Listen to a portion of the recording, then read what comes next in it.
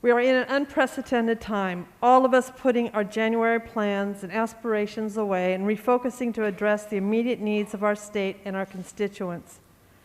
Unfortunately, for those of us who have experienced wildfires in our districts year after year, state emergencies are becoming a norm.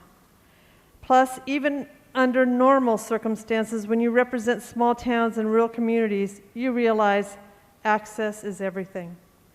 Because of this, my priorities as a legislator have been the same, and it will stay the same. They are broadband, infrastructure, and healthcare, specifically telehealth. It is sad it's taken a global pandemic to bring this to the forefront, but the issues faced by my constituents and now yours can no longer be ignored. Technology is the only way for many people to have access to healthcare, education, training, ag tech, post-pandemic business opportunities, and much more. Without broadband connectivity, people in small towns and rural communities in this state, amongst the poorest and sickest Californians, will fall further and further behind their urban and suburban peers. Last year, I authored AB 1494, which today has made sure that telehealth services are available and reimbursed during an emergency. I authored AB 744 to require telehealth payment parity, which has become a lifeline to our state's physicians' practices.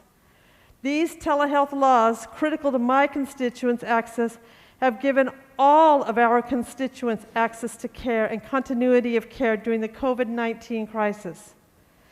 This budget must protect that access to care for all communities, urban and rural, that lack access. Telehealth reimbursement in Medi-Cal should not be contingent on a statewide disaster, and telehealth parity must be realized. Further, I stand against slashing Proposition 56, funding for health care providers like Planned Parenthood. This would undercut the significant progress that we have made to expand access to care and diminish a safety net program for so many people in our state. This is even more important today and will be essential post-COVID. On behalf of the Women's Caucus, we care about a feminist budget that includes access to child care, protecting vulnerable communities, and health and safety for women and children.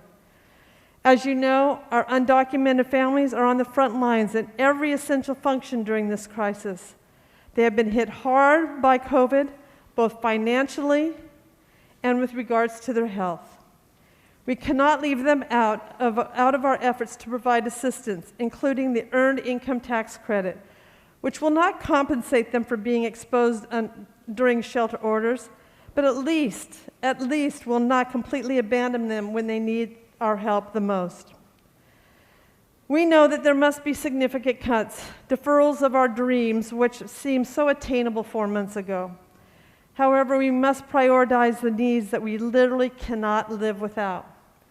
The infrastructure that supports our state's people and economy, the access of our disadvantaged communities rely on, and the physical, mental, and economic health of our people who are inches from the brink.